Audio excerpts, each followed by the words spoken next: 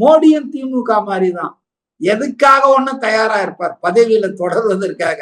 ஊர்ல இருக்கிறவனுக்கு எல்லாம் 75 வயசுன்னு சொல்லி எல்லாரையும் கழுத்தை பிடிச்சு தள்ளுவாங்க, அத்வானி, முரளி மனோகர் ஜோஷி எல்லாரையும். ஆனா இவரு 75 இல்ல 85 ஆனாலும் நான் தான் இருப்பேன்னு உட்கார்ந்துட்டு இருப்பாரு மோடி.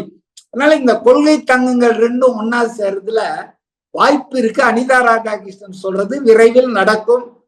தமிழ்நாட்டிலேயே நீங்க எழுதி வச்சீங்க, திமுக, அதிமுக, பாஜக, நாம் தமிழர் சேர்ந்தாலும் சேரலாம், இல்ல பொது வேட்பாளர் போர்வையை போத்திக்கிட்டு இந்த வரலாம், தெரியாது. ஆனா இந்த 3 பேரும் ஒன்னா சேர போறாங்க. அதனாலங்க இதுல திருமாவளவனுக்கு அரசியல் தெரியலையா புரியலையா, பாஜக எதிர்ப்பில் திமுக உறுதியா இருக்குதான். எங்கப்பா இருக்குது? அந்த ஆட்சியில இருக்கும் போதே டபுள் கேம் கள்ள கூட்டணியில வச்சிட்டு இருந்தது. இதெல்லாம் ராகுல் காந்திக்கு தெரிஞ்சதாலதானே அவருக்கு ஒன்னும் வேணாம்.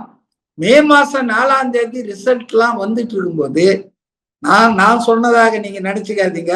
இன்றைக்கு காங்கிரஸ் கட்சியின் தமிழ்நாடு தலைவரா இருக்கிற மாணிக்கம் தாக்கூர் சொன்னது பப்ளிக்ல, அமித்ஷா கான்கால் போட்டு 2 பேரும் இணைச்சாரு, 2 பேரும் சேர்ந்து ஆட்சி அமைங்கன்னு அமித்ஷா தான் உத்தரவிட்டார்.